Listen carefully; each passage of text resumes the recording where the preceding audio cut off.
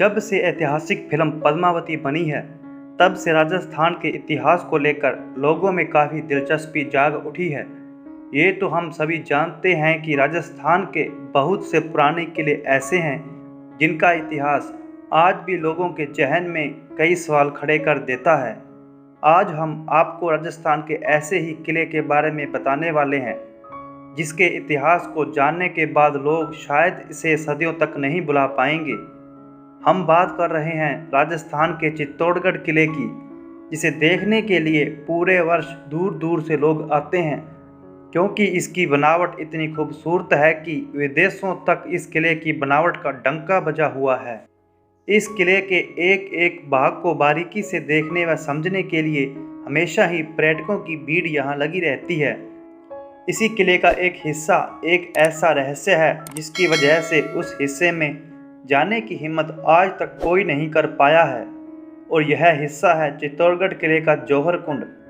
यहाँ जाना तो दूर, कोई ख्याल में भी इस जगह के पास जाने के बारे में नहीं सोचता।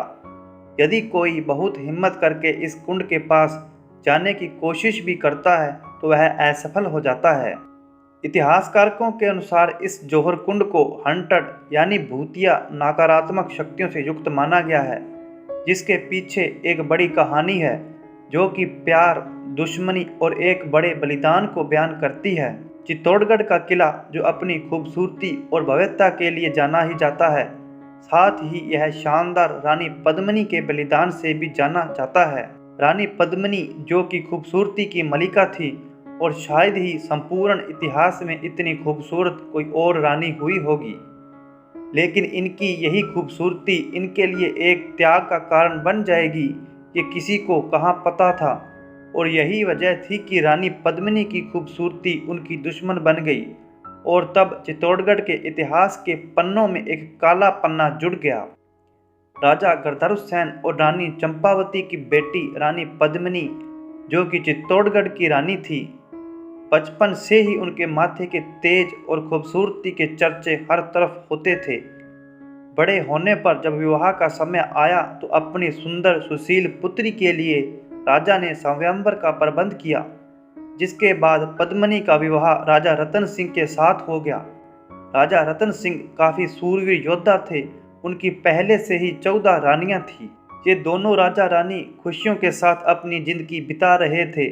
तभी कुछ समय बीतने के पश्चात अलाउद्दीन खिलजी की रानी पद्मिनी पर बुरी नज़र पड़ी, और वो रानी पद्मिनी से विवाह करना चाहता था, और इसके लिए उसने राजा के साथ युद्ध करने का फैसला लिया। इस युद्ध में उसकी जीत हुई और राजा रतन सिंह की इस युद्ध में पराजित हुए और वीरगति को प्राप्त हो गए। जब ये खबर रानी पद्मिनी को मिली तो उन्होंने फैसला लिया कि वो आत्महत्या कर लेगी, लेकिन अलाउद्दीन खिलजी से विवाह नहीं करेगी। इसीलिए राजा के शहीद होने की खबर सुनने के बाद राजा की सभी रानियां एवं अन्य सैनिकों की पत्नियां भी रानी पद्मिनी की अगुवाई में जौहर कुंड की ओर आगे बढ़ी।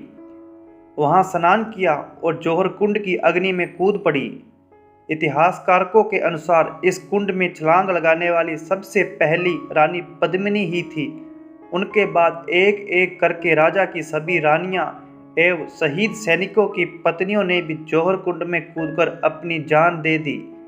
जैसे ही सभी रानियां इस कुंड में कूद गई, उसके बाद किले का दुर्ग तोड़कर जब शत्रु सैनिक भीतर आए, उन्होंने जौहर कुंड से चीखने की आवाज़ें आई, लेकिन वे उस कुंड के पास नहीं जा सके, क्योंकि उस कुंड में बहुत तेजी से अग्नि की लपटें निकल रही थी।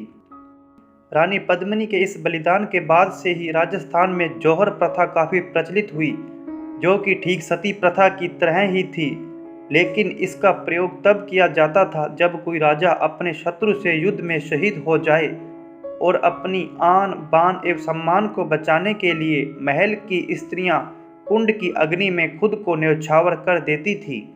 आज भी इस कुंड के पास कोई नहीं जाता, क्योंकि चित्तौड़गढ़ के किले के जिस कुंड में रानी पद्मिनी ने छलांग लगाई थी, आज उस कुंड की ओर जाने वाला रास्ता बेहद अंधेरे वाला है, और यहाँ तक कि इस कुंड के रास्ते की दीवारों में से आज भी कुंड की अग्नि की वो गर्मराहट महसूस की जा सकती है।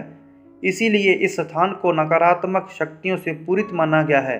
और जो कोई भी इस कुंड के करीब जाने की कोशिश करता है उसे बेहद आपत्तिजनक एहसास का सामना करना पड़ता है। उम्मीद है आपको हमारे द्वारा दी गई जानकारी काफ़ी अच्छी लगी होगी। ऐसे ही और वीडियो देखने के लिए हमारे चैनल को सब्सक्राइब करें और बेल आइकन को प्रेस करें ताकि हमारे द्वारा अपलोड की जाने वाली वीडियो मिल सके आपको सबसे पहले। अपना कीमती समय देने के लिए तहे दिल से धन्यवाद।